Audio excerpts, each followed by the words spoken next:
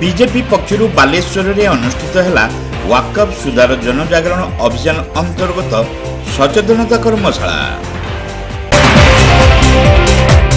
बालेश्वर में बीजेपी पक्षर वाकफ सुधार जनजागरण अभियान अंतर्गत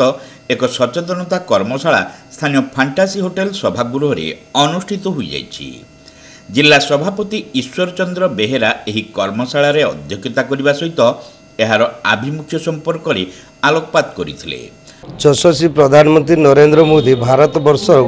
2047 सुधा विकसित भारत करने विभिन्न आईन आनिचंती। एथर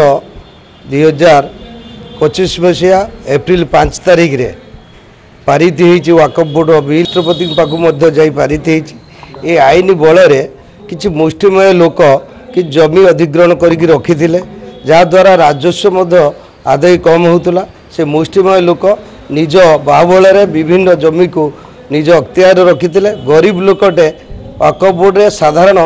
मुसलमान संप्रदाय हो ओडिया संप्रदाय लोक को दान करती जमी, किंतु दान परिवर्ते से निज अधीन रखी फेरई आने ये आईन प्रणयन होती। मु निवेदन करी केंद्र सरकार ये आईन जे करिसेंती सेही आईन बल केमिति भारत वर्षर भूखंड रे भारत माता परम वैभवशाली होगापाई ये जमी को फेरई आणतु एवं एथिरे राजस्व अधिक हो। यही कार्यक्रम और अवेयरनेस प्रोग्राम प्रत्येक कर्मशाला माध्यम करा जाउची एवं मुसलमान संप्रदायर जे विभ्रांतिकर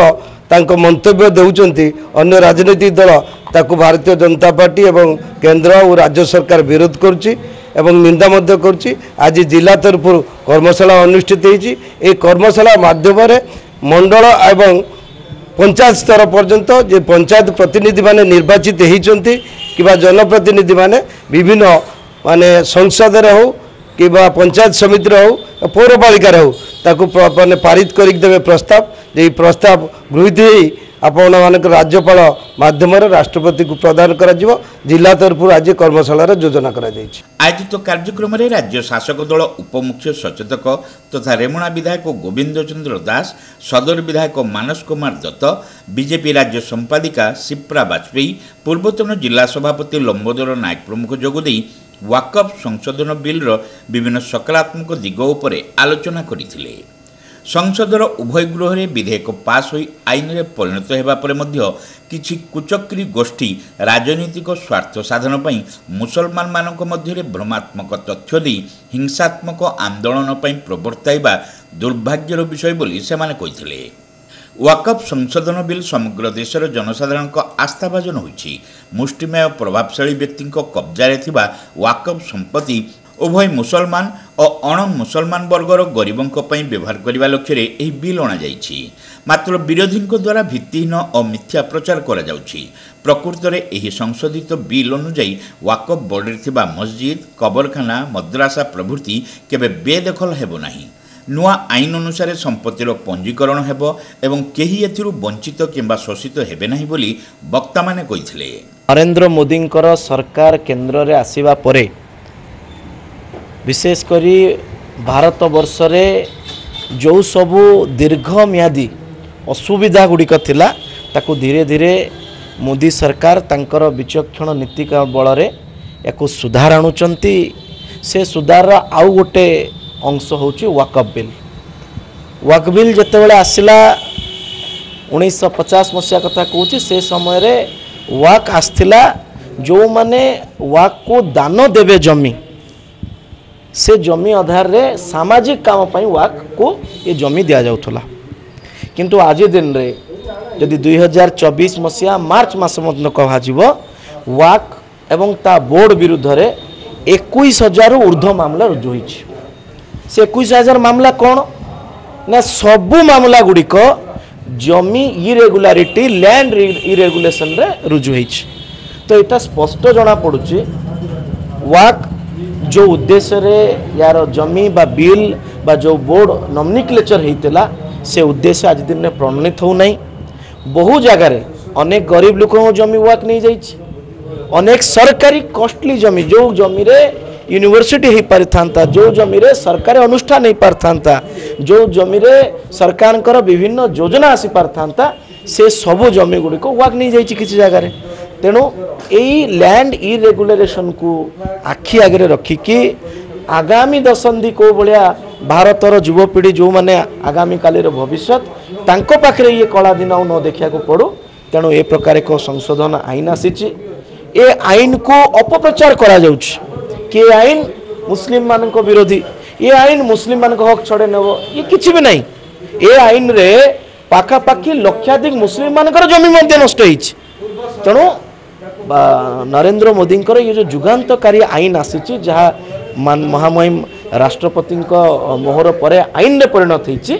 ताकू समाजर शेष स्तर पर्यंत पंचायत स्तर पर्यंत वार्ड स्तर पर्यंत केमिति लोक जानिबे अवेयर हेबे सेतिपय आज कर्मशाला करा जायछि तर्क वितर्क होउछि प्रश्न मध्य पचरा जाउछि समाधान रास्ता मध्य देखा जाउछि एवं ये आईन रे जो 12टी मूल संशोधन होइछि से संशोधन विषय रे विशेष आलोचना करिकि जनजागरण करा जाउछि कि जो भली भाव रे काश्मीर रे 370 धारा उच्छेद कथा हो राम मंदिर निर्माण करिवार कथा हो 3 तलाक बिल आनिवार कथा हो एवं वाक बिल आनिवार कथा हो ये सबुरे नरेंद्र मोदी जी जे कि देशर प्रधानमंत्री से भारत वर्ष को परम वैभवशाली राष्ट्र निर्माण करबा पई साधारण लोकों को न्याय देबा पई ये सब संशोधन आणुचंती ये विषय रे भारतीय जनता पार्टी दायित्व कि याको विशेष जनजागरण करिकि लोकों को जणेवार अछि। भगवान गुप्ता बैलोचन दास सुभाष मासंत केशव आचार्य विजय साहू प्रवीर शंकर दास शेख अतिउल्ला चंद्रशेखर नंद चित्तरंजन पंडा लक्ष्मीकांत बेहेरा सुस्मिता पंडा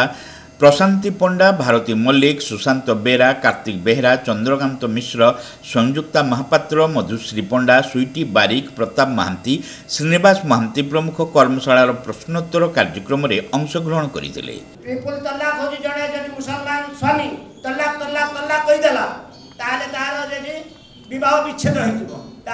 इस्लामिक विरोधी कुरान विरोधी मुसलमान माने माने जानिबा कथा ताहाको मध्य किंतु हमर आईन जे अछि ताको आईन को जे तर्जमा करछन से कुरान को पढुना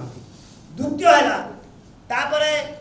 ए जे आपण जे वाकफ संपत्ति जे होचंती मुस्लिम माने दान करंती चैरिटी पई समग्र मुसलमान मानकर गरीब लोकंकर उन्नति पई सेटा दान होई किंतु वाकफ एकटे केतेक संपत्ति आपण जानथिबे ओडिसा रे बालेश्वर रे मध्य केतेक संपत्ति को मुस्लिम लोक सेमाने ताको एन्जॉय करंती गरीब लोकन को सेटा हो that is a charitable organization समग्र कम्युनिटी रो उन्नति पई सेटा हो वाकफ करे वाकफ माने दान काउ करे जाय बड़ लोक सान को दान करे जाय किंतु ये वर्तमान जे बड़ लोक से माने पाती छेचंती वाकफ एक्ट रे वर्तमान मुस्लिम जे माने धनी श्रेणी जे माने दान ग्रहण करिवार योग्यता नै सेही माने वर्तमान करूछंती तो सेही हिसाब रे मोदी जी पार्लियामेंट रे पास करछंती जेमिति समग्र मुसलमान रो गरीब लोकंकर उन्नति पई दाऊजी आमे ताको चेष्टा करिबा कथा आमे समर्थन करिबा कथा सेते पई मोदी होचंती विश्व रे जत्ते मुस्लिम देश समते ताको सेते भलो पाउछंती 3-4टा देश ताको हाई सिविल अवार्ड देउछंती ताको आमे बुझेइबा कथा जे मोदी हिंदू विरोधी नहंती मुसलमान विरोधी नहंती से होचंती भारत को शक्तिशाली वैभवशाली रखती करिया पे चेष्टा करछंती ता होची आमे बीजेपी साधारण संपादक परशुराम परिड़ा मंच को अतिथि मानक आमंत्रण करिथिबा बेले कार्यक्रम संयोजक विभुपद दास शेष समस्त को धन्यवाद देते।